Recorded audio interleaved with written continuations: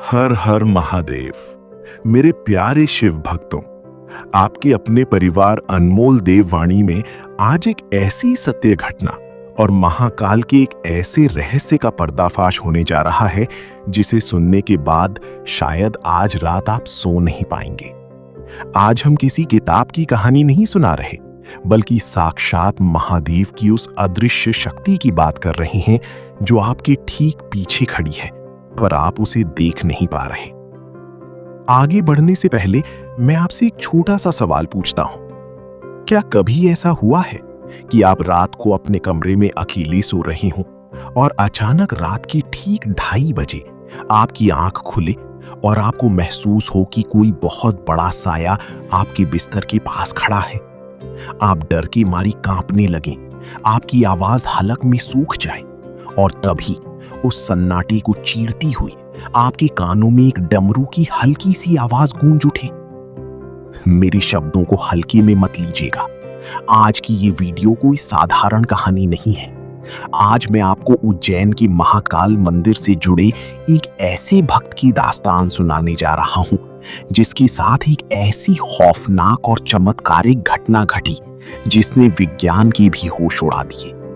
Video के ठीक बीच में मैं आपको महादेव का वो चौथा गुप्त संकेत बताऊंगा जो अगर आज रात आपके घर में दिख गया तो समझ लेना कि आपके जीवन का सबसे बड़ा संकट टल चुका है और कोई बहुत बड़ी अनहोनी आपके घर की चौखट को छूकर वापस लौट गई है।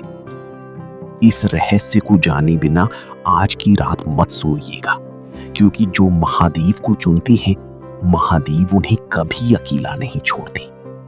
चलिए इस रोंगटे खड़ी कर देने वाले सफर में चलते हैं।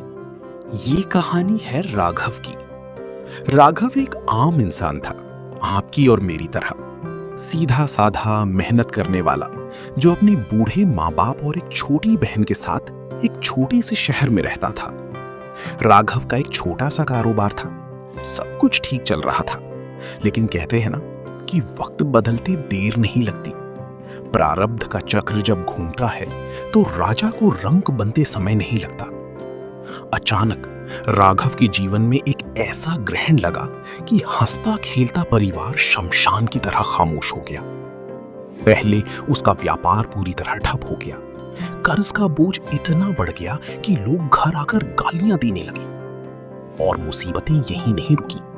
उसी दौरान उसके पिता को एक ऐसी जानलेवा बीमारी ने घेर लिया जिसका इलाज राघव के बजट से बाहर था।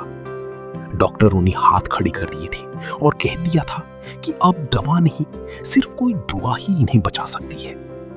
सोचिए उस युवा पर क्या गुजर रही होगी जिसके सिर पर कर्जदारों का दबाव हो, घर में बीमार बाप जिंदगी और मौत से लड़ रहा हो और जेब में एक वक्त की रोटी के पैसे न हो।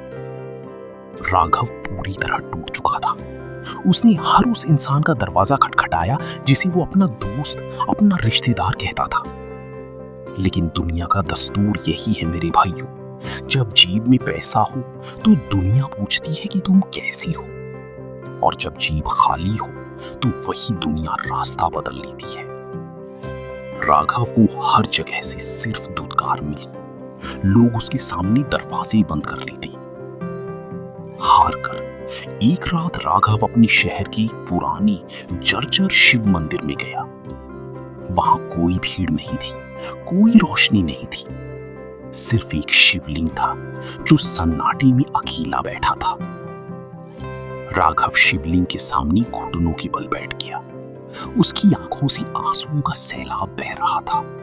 उसने चिल्लाकर कहा, हे शमशान के राजा, हे औघड़ दानी, अगर तू सच में है तो मेरी तड़प क्यों नहीं देखता?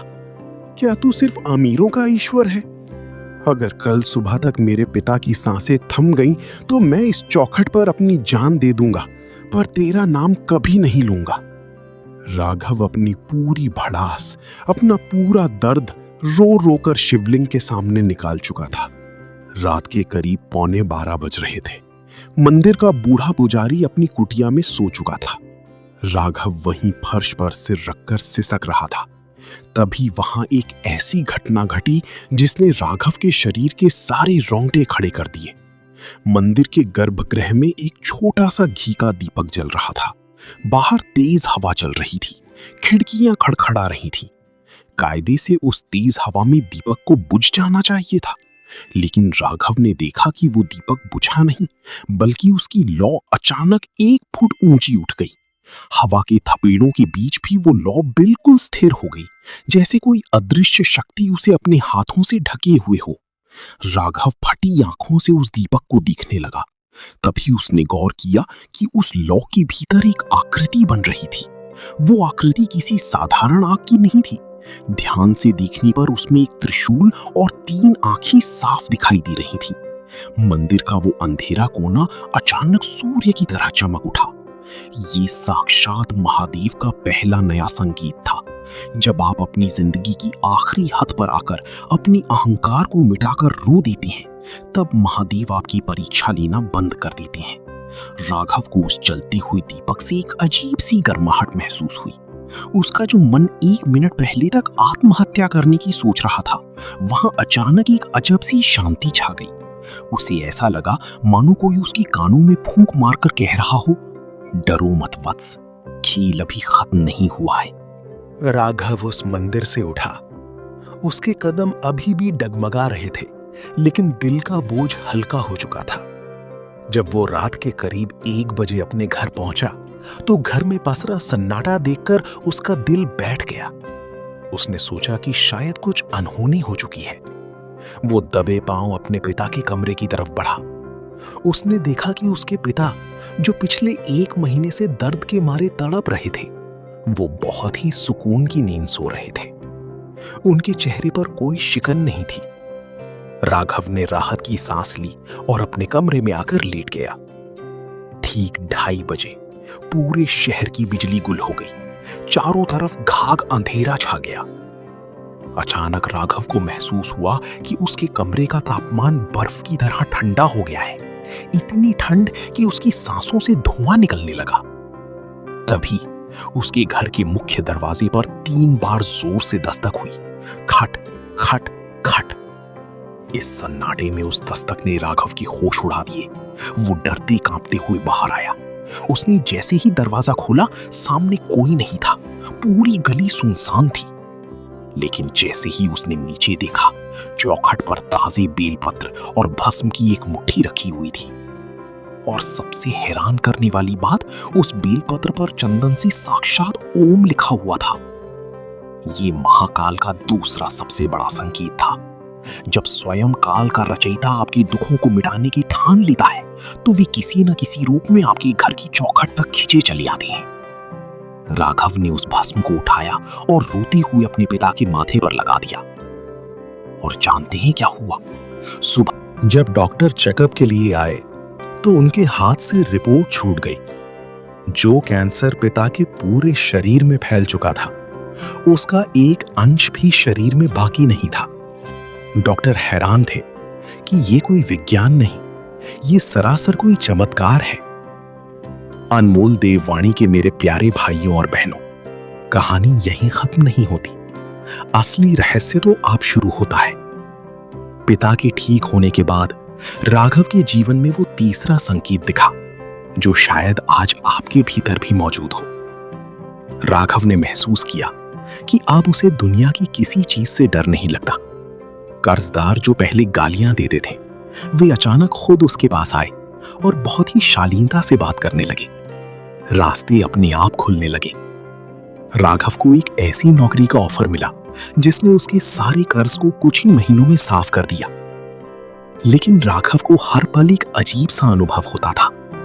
जब भी वो किसी सुनसान रास्ते से गुजरता या जब भी वो किसी संकट में फंसने वाला होता, उसे अपने पीछे किसी भारी कदमों की आहट सुनाई देती।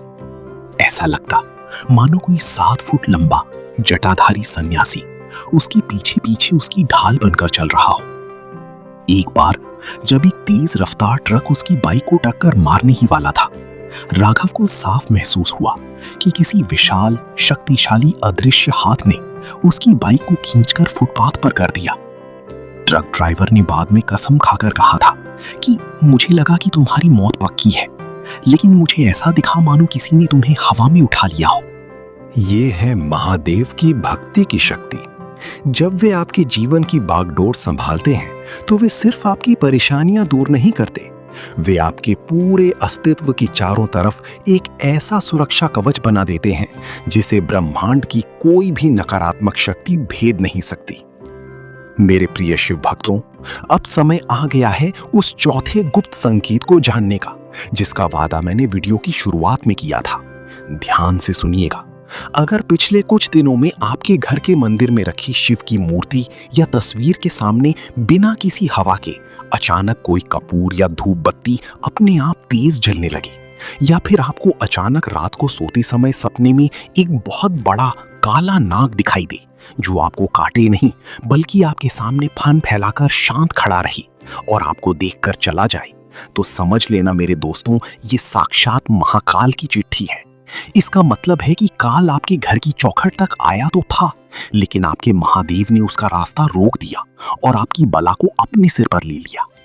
राघव की इस कहानी से हमें यही सीख मिलती है कि जब तक तुम्हारी सांसें चल रही हैं, उस भोलेनाथ पर शक मत करना। वो शमशान का वासी तुम्हारी हर एक तड़प को नोट कर रहा है। अगर आज की इस रोंगटे खड़ी कर देने वाली सत्य घटना ने आपकी आत्मा को छुआ हो, अगर आपके दिल में भी अपने भोलेनाथ के लिए प्यार उमड़ आया हो, तो इस वीडियो को एक लाइक जरूर दीजिएगा। आपका एक लाइक हमारे इस परिवार अनमोल देववाणी की ताकत को बढ़ाता है।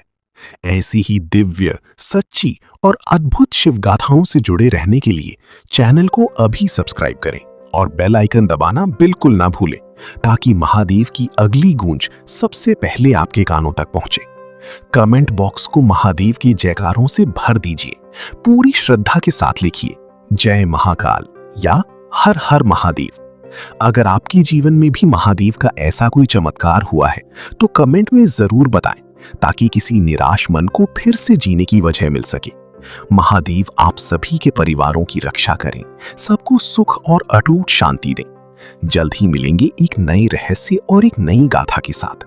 तब तक शिव की शरण में रहें, खुश रहें। जय श्री महाकाल, हर हर महादेव।